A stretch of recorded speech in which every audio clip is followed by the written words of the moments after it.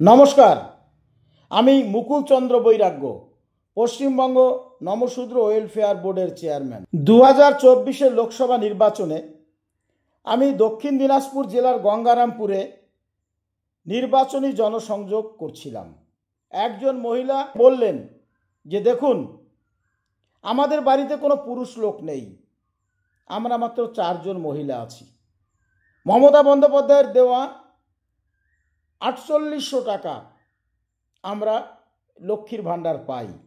আমার মা cancer patient, আমাদের পরিবারে আর কোনো ইনকাম সোর্স নেই।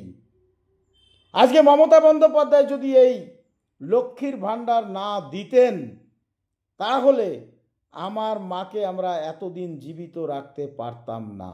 যে লক্ষ্মীর ভাণ্ডারে আমার গ্রাম বাংলার মা বোনেদের সংসারে আশার আলো দেখতে পেয়েছে, যে লক্ষ্মীর ভাণ্ডারে আমার গ্রাম বাংলার মায়েদের ক্যান্সারের ওষুধ জোগাড় হচ্ছে, সেই লক্ষ্মীর ভাণ্ডার বন্ধ করার জন্য কোচবিহারে শুভেন্দু অধিকারীর জনসভায় প্রকাশ্যে একজন বিজেপি নেত্রী কি বলেছে আপনারা একবার শুনুন।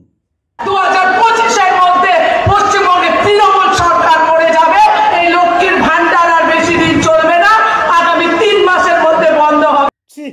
ছি বিজেপি ছি। আপনারা সবাই জানেন, কিছুদিন আগে আমাদের বাংলায় একটা নিন্দনীয় ধর্ষণ কাণ্ড ঘটেছিল, গোটা বাংলা উত্তাল হয়েছিল।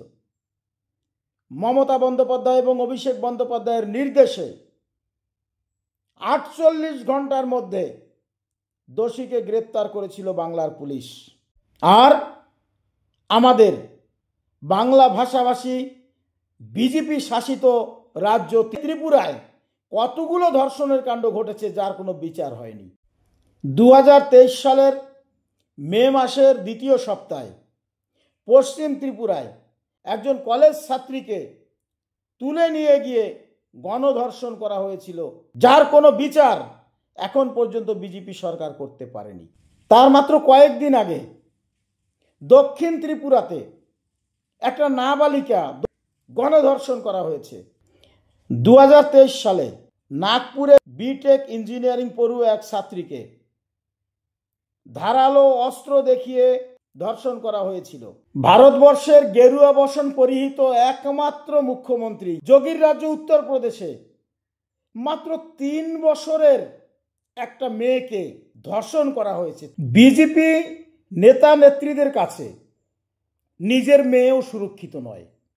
বিজেপির একজন মহিলা নেত্রী ছিলেন, তার নিজের মেয়েকে গণধর্ষণ করিয়েছে, তার জন্য তিনি গ্রেপ্তারও হয়েছেন। যে দলের সর্বভারতীয় নেতা কৈলাস বিজয়বর্গীয় মেয়েদের ছোট জামা কাপড় নিয়ে কটাক্ষ করে, সেই দলে কর্মীরা ধর্ষণ করবে, এটাই তো স্বাভাবিক। এজন্যই বলছি, বিজেপি সত্যি নারী বিদ্বেষী দল।